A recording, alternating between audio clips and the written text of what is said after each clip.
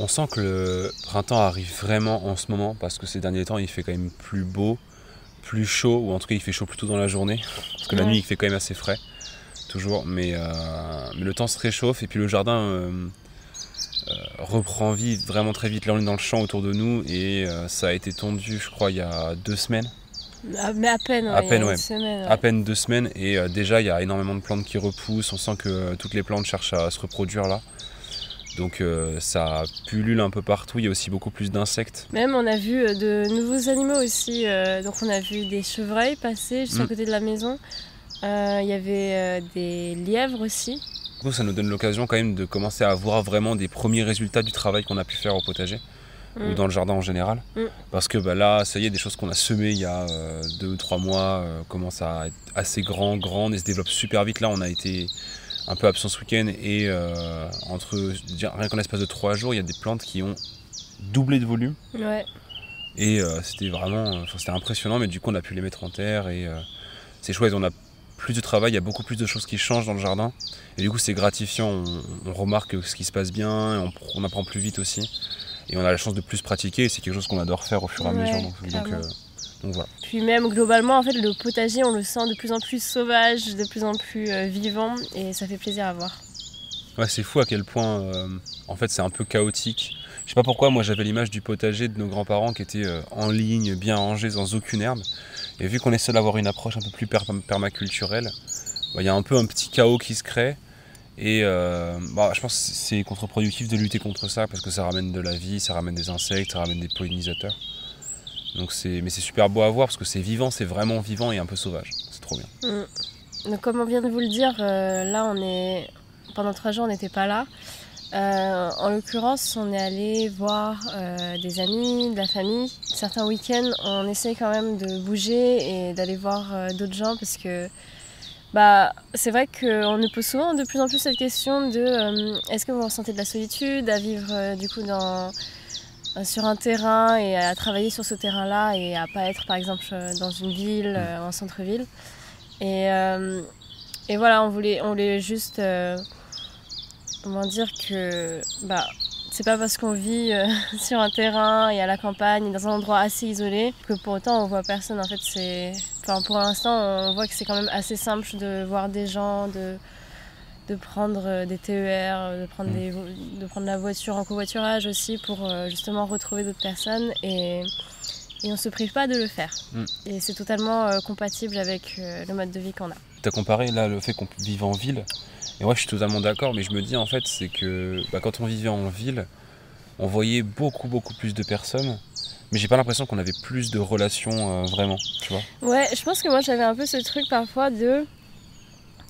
Rien que quand j'allais dans la rue ou dans le métro, on voyait plein de personnes, du coup on se disait qu'on n'était pas isolés d'une certaine manière. Mais en fait, vu qu'on discute pas forcément avec les gens dans le métro ou dans la rue, on n'a pas forcément non plus de contact et de relations sociales, donc en fait ça peut être trompeur parfois. Ouais. Alors que là on sait qu'on est seul, mais on se sent pas seul comme on pourrait se sentir seul quand il y a plein de monde. Je sais pas si c'est clair, mais parfois quand on est seul dans une pièce où il y a beaucoup de monde, c'est beaucoup plus dur à vivre que quand on est seul dans une pièce où il y a personne. Là on croise peut-être personne ici, mais les rares fois du coup on va voir quelqu'un. On passe du temps avec une personne, on a un vrai échange avec cette personne. Ouais, ça devient des amis. Donc, ouais, y a une notion de quantité versus qualité qui est... c'est pas aussi manichéen que ça, mais il y a quelque chose dans l'idée. Et je pense que je préfère quand même ce format-là. Ouais, clairement. Parce que ça peut aussi être extrêmement coûteux en termes de fatigue, de voir plein de gens tout le temps. Et puis même, c'est ce que tu disais, mais c'est vrai que quand on va voir des gens dans des petites villes ou à la campagne et tout, en vrai, on va voir les gens différemment. On va chez eux en général, on prend le thé ensemble, le café. il y a vraiment un truc très personnel, plus intime d'une certaine manière. Nous, on aime bien ce format-là et il nous convient très bien. On s'est dit aussi en début de semaine que ça pourrait être pas mal que ces épisodes sur YouTube, ça soit vraiment des petits journaux de bord, enfin journal de bord, pour justement montrer comment progressivement on aménage le terrain et comment on vit sur ce terrain. Donc là, c'est vrai qu'on pense que ça peut être pas mal de vous dire un peu ce qu'on va faire cette semaine. On a prévu du coup de jardiner un peu, parce que justement, comme on n'était pas là pendant quelques jours, plus on avance vers l'été, plus ça demande de travail, et d'autant plus quand on n'est pas présent tous les jours.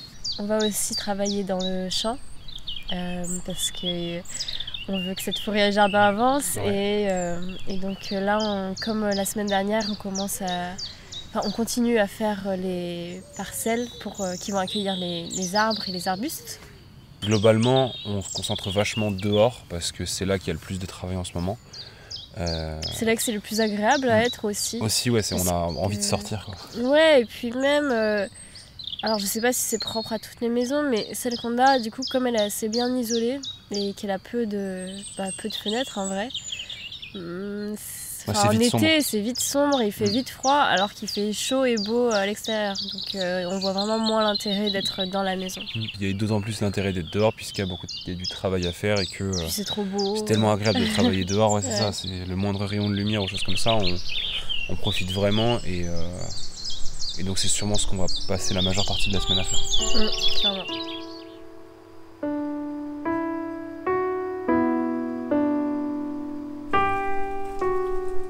Ces derniers temps, on s'est beaucoup concentré sur notre envie d'apprendre de nouvelles choses, de faire de nouveaux projets, de découvrir de nouvelles initiatives et de progresser dans ce qu'on fait.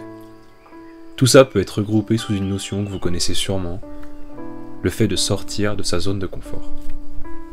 Cette notion fait partie intégrante de notre quotidien et d'ailleurs on adore la mettre en pratique parce qu'on sait tout ce qu'elle peut apporter. Le souci, c'est que ces derniers temps, on s'est aussi retrouvé malgré nous dans l'incapacité de sortir de notre zone de confort.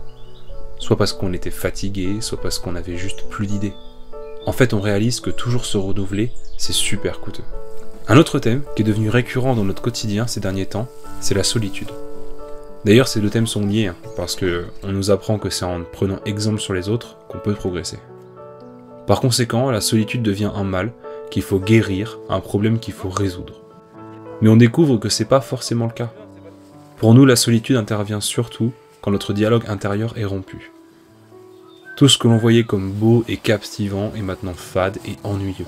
Pourtant, rien n'a changé dehors. C'est bien en nous que quelque chose n'est plus pareil. Pour nous, une solution consiste à nous recentrer, à nous écouter pour renouer le dialogue avec notre intérieur.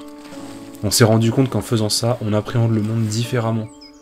On vit seulement pour être et pas pour faire. Notre monde est beau et captivant, et il suffit d'être là, ici et maintenant, pour l'accueillir en soi.